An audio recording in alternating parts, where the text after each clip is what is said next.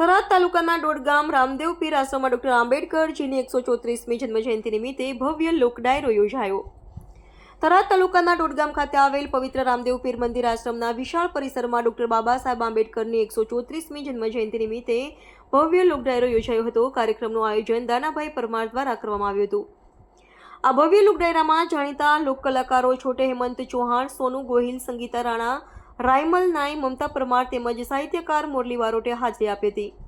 તબલજી ઉસ્તાદ રત્નભાઈ Pandya, Benjamin Bharatbhai Parmar અને Chamunda સાઉન્ડના સથવારે doctor બાબા સાહેબની જન્મ જયંતિની ઉજવણી કરી હતી. સહયોગ લખધણી આશ્રમના મહંત શ્રી રમેશદાસ સાધુ પણ આ લોક સાંસ્કૃતિક કાર્યક્રમમાં ઉપસ્થિત રહ્યા હતા અને ભાવિક ભક્તોને આશીર્વાદ આપ્યા હતા.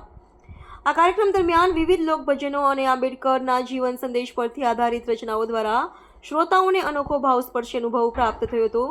સમાનતા, બંધુતા અને સમાજ સુધારાના બાબા સાહેબના વિચારોએ સમગ્ર માહોલને જીવંત બનાવી દીધો હતો.